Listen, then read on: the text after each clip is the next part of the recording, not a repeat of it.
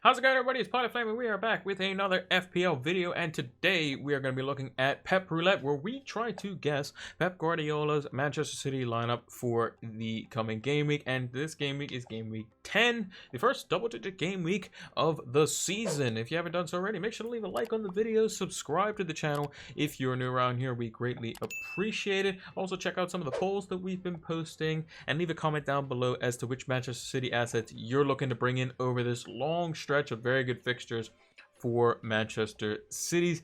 And also make sure to turn that notification bell on so that you can get the content as soon as it is readily available. Also, make sure to follow us over on Twitter and Twitch, PilotFlame226 on those platforms. Links are in the description. We always leave a pinned comment down below on every YouTube video as to when our next live stream on Twitch will be, so make sure to check that out and give us a follow over there as well. So without further ado, let's see how Pep Guardiola lined up in game week 9. So in game week 9, Pep Guardiola had this team out to start with. Unfortunately, they ended up with a 2-0 defeat versus Tottenham Hotspurs and Jose Mourinho's rough and tough Spurs that he put out there, with the brilliance of Kane and Son once again triumphing over Pep Guardiola and his Blues. And they were singing the blues because they couldn't do anything or get any of their chances to go in the back of the net. And the one that they did have go back in the net was ruled off for handball, and I think rightly so, for Gabriel Jesus. So he started off with the same back five that he's been working with, including the goalkeeper and Ederson, Walker, Diaz, Laporte, and Cancelo. We're going to see that quite a lot this season. I think that's pretty much the most settled back four with the goalkeeper that I've seen from Pep Guardiola in his tenure at Manchester City. In the midfield is where I think he went wrong. He had Rodrigo playing as the holding midfielder. I think that with De Bruyne in there, you probably wanted to go with Gundogan if you're gonna, go for a little bit more protection potentially in that midfield for counterattacks, and Gundogan's a little bit smarter of a player and positionally a bit better. And it was actually one of Bernardo Silva's worst games for a very, very long time. He hasn't been performing at the level that he was doing a couple of seasons ago when he was basically undroppable. And I think that he was at fault for the first goal that that City ended up conceding, when Ndombele basically spun around, shifted onto his right, and chipped it through the two center backs into Son, who ended up putting through Ederson's legs for a tidy finish for their first goal 5 minutes into the game. And it was Bernardo getting sucked in to the play, as well as Laporte, both via Ndombele's pass and swivel and pass. And I think that Bernardo is probably someone that probably needs to see some bench time. For me personally, I think that Phil Foden has been playing well for England. He's been playing well for City in the small amount of minutes that he's played, and I just want to see very bright players, very good players that are basically built for that position in Phil Foden playing there, because it will bring their value up in terms of FPL. Someone who's at 6.5, 6.6 million, somewhere in that category, will be super valuable for us in FPL, even if they play 3 out of 5 games from the start and get 30 minutes 2 out of those 5 games. They're still going to be quite good. De Bruyne is going to step up a level. The intricate plays between them is going to increase. Foden helps out Sterling. We saw that versus Olympiacos. Sterling and Foden linked up for a goal, which was the only goal in the game. So I would like to see Foden play in that left midfield slot that was vacated by David Silva from last season, because Foden is left-footed, and I think he's better suited for that role, turning on the swivel, making the intricate 1-2 passes, making late runs, and popping up in the box for for goals. And I think he's definitely capable of doing that on a game-to-game basis. He also went with the front three of Mahrez, Torres, and Jesus. Mahrez was on the right-hand side, but Torres can play basically both sides. They kind of flipped and flopped, throughout the game, but for the most part, it was Mahrez mostly actually on the right-hand side and Torres on the left-hand side, so I have them the wrong way around. But Sterling came on, as well as, I want to say, did Foden come on? I can't remember if Foden came on, but I know Sterling came on in the game. He was injured, as well as Aguero was coming back from injury, and he was on the bench as well. So again, could be a lot more firepower going into this week. So basically played pretty much the best team that he could have, apart from the fact that I thought Foden would probably be a better player than Bernardo Silva, who hasn't been good for at least a year, probably closer to 18 months. So let's see which players we have highlighted for this coming game week. So the first player that we have highlighted is the man up front himself, the number 9 of the club, Manchester City.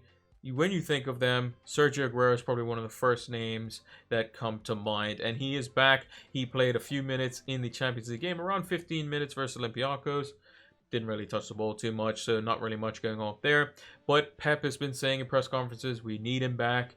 He's one of our best players, if not our best player. You know, we need him back. He's crucial to how we play. And that's what City have lacked pretty much the entire time as Pep has been there, is someone who can, if Aguero's not healthy, they show that they are very wasteful with their chances. Like if they had Lewandowski or Erling Haaland the way he's playing right now, legitimately they would probably end up with like, congratulations Lewandowski or Haaland, you won the Golden Boot with 45 goals this season. Like legitimately they would probably win it with some ridiculous tally with the amount of chance that they create. City had like 22 or 25, something crazy like that, shots versus Spurs, so they had no shortage of chances. Just they need someone like this, that man on this, that way, I can't get my directions right. They need him to be putting the ball in the back of the net, because Jesus isn't at that level as of yet. If Aguero can find the form of old, he is definitely the guy to do that for them. But it's just a matter of, will he be, you know, completely match fit? I think he can have a, you know, easy stroll in the park. A 60-minute game versus Burnley should be okay. And I think that he should do quite well versus them. He has done quite well in them in the past. And Man City as a whole has done well versus Burnley in the past with some very big drummings of them. The most recent one post-lockdown, when it was a Project Restart. They won like 4 or 5-0, I believe it was. And it was quite a convincing performance. Now, is Aguero going to help that? I would hope so, but it's a matter of can he stay fit? And I think this could be for the first time in several weeks where Pep Guardiola could have a very good team, and Aguero could definitely be part of that. Now, another player that also goes underlooked as well for the defensive side of things is actually Fernandinho. He's been out for a significant period of time this season as well, getting up in age. He's in his mid-30s now. I think he's 35, 36, somewhere in that realm. And he is quite crucial in terms of why City didn't win the league last season.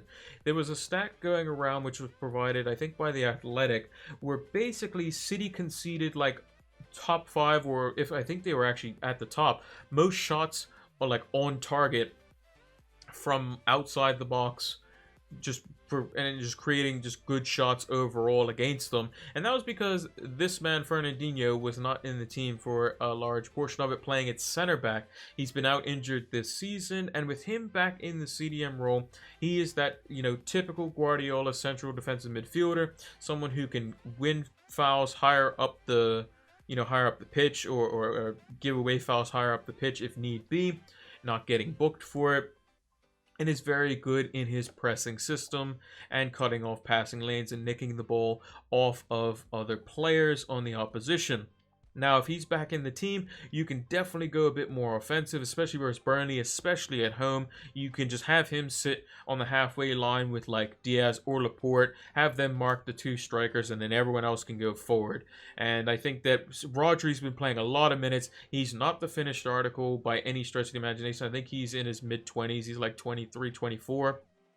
And defensively, he's nowhere near as good as what Fernandinho has been in the past. So I would like to see Fernandinho come back in that CDM role, free up De Bruyne to play more of an attacking number 8. His creativity will come back. We've seen a lot of that, you know, dip off since he's been in the number 10 role, where he's had more attempts on goal, which is more goal threat, but less of the creativity side of things. And that also comes with the fact that they haven't had a striker up front either. But Fernandinho could definitely help out the center backs as well, which could allow Kyle Walker to bomb on forward more as well. Cancelo can go freely forward, and then the 2 center backs of Fernandinho can just hold the fort down, and then they won't have any trouble there. But Fernandinho coming back is a big plus for them. Got some minutes in the Champions League, and I would like to see him start versus Burnley this game week.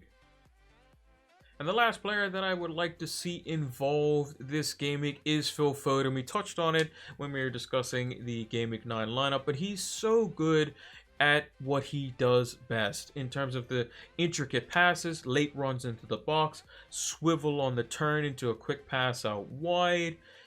creating chances out of nothing. Phil Foden is that type of player. He literally has all the attributes to be David Silva, but better potentially. And he's literally from the Manchester City academy. Like he's designed to play in this team and just become a fantastic footballer and potentially one of the world's best by the time his career is over. Now, I think that it is crucial for a player of his caliber and a player of his skill sets to be playing in games like Burnley at home, like Fulham at home as well. And that is because he is very good at chance creation. What you don't want to do versus Burnley, what you don't want to do versus Fulham, the teams that are just going to sit back, well, Fulham not as much, but Burnley more so, are going to sit back. They're going to put 2 banks of 4, and they're going to tell you, all right, come on, let's see what you got. City can create chances out the wazoo. That is not something that we don't associate with them. It's just a matter of can they score them. And I think Foden's movement in and around the box, his chance creation is on a different level to some of the players that have been struggling a bit this season, notably Bernardo Silva and Riyad Mahrez. And I think that him playing on that left-sided number 8 role in that midfield 3 with Fernandinho at the base and De Bruyne on the other side of that midfield 3 could be the perfect midfield to go and pick apart this Burnley defense, who will also be without Nick Pope this weekend, who suffered an injury in the past game that they played, and he could be out not just for this week but for next week as well. But for this week, him not being in goal is quite crucial, and even with him in goal, he couldn't save anything versus City when they played him post-restart, conceding like 4 or 5 goals. So Phil Foden definitely should be in the team for this game week. So this is my predicted lineup for Pep Guardiola's Manchester City in game week 10. I also noticed that the graphic says Aguero is 9.3 million. He's actually 10.3 million. That is actually Jesus' price. So just refer to the FPL site if there's any price changes or anything like that. But Aguero is 10.3 million, so just make sure to keep that in mind. Also, Fernandinho is a 5.4 million defender, so that's something that's also interesting as well. But I think he keeps the same back 4. I think he keeps the same goalkeeper. I think Raheem Sterling comes back into the team. I think De Bruyne plays. And I think he goes back with Ferran Torres as well, who's been just in much better form than the likes of Riyad Mahrez or Bernardo Silva. So I think he's probably a must in there. I think Aguero should come back in because his movement and his clinical finishing, if they get an early goal, they could again destroy Burnley, and that's what they need. They need to go out and beat Burnley by several goals, 3 or more, to say, hey, look, we're back, and to make their charge back up the table, just and take these long string of fixtures and just win against literally everybody, because they have the ability to do that. They have the ability to literally in these next 12 or 13 games, however many it is, to beat everyone. That's how good they are. That's how good their squad is. It's just a matter of how they balance it. But I think it starts with getting Aguero 60 minutes under his belt in this game. I expect him to get subbed, which is perfectly fine. I think that Sterling comes straight back in. He looked, fine in, midweek as well. Foden should definitely come in. His left foot will provide chance creation on that left-hand side and could easily make, the likes of Ferran Torres and Aguero coming in at the back post much more available options. And again, De Bruyne back in there again. He missed out in midweek just because they were just resting him. Him and Kyle Walker actually didn't travel at all. But I think this is the team that Pep needs to play. This team I think he'll go with versus Burnley, a very attacking sort of lineup. I think any team that he's at home against and is not considered like a big 6 team, he will go with this sort of lineup with 2 more attacking players. With Spurs, I think he was a bit naive to go with, the more attacking midfield. Next time I would expect him to go with Fernandinho and Rodri when he goes to play United in a couple of game weeks' time. But against teams that are just not in the top 6, basically, home or away, he's got to play lineups like this to get the most out of his attacking players that he has at his disposal. And that's going to do it for the Game Week 10 edition of Pep Roulette. Make sure to smash the like button, hit that subscribe button if you are new, and turn those notification bells on so that you can get the content as soon as it is readily available. Leave a comment down below if you're as frustrated as me for Pep Guardiola not playing his good players like Phil Foden in the City midfield. I think he's a fantastic footballer, has shown how good he is for England as well. And I think that he could be a generational talent, and I don't want to see those types of players get wasted, especially in a team that could definitely get the best out of him as well. Also, make sure to follow us over on Twitter and Twitch. It's PilotFlame226 on those platforms. Links are in the description. You will see a pinned comment down below as well on this video as to when our next stream on Twitch will be for our Game Week 11 preview. So make sure to check that out. And you can always follow us over on Twitter and Twitch to get those notifications as well, to find out what content is coming out for this week. I also forgot to post a, I think I posted a bulletin, but I'm not sure. But Twitter is where we post bulletins of what comes out during the week. We will be doing a tactics review as well. So if you want to see the one that we did last week when City played versus Spurs, can give you a little bit more context and insight on the tactics and how that game went down, make sure to check that out as well. Thanks for watching, and until the next one, take care.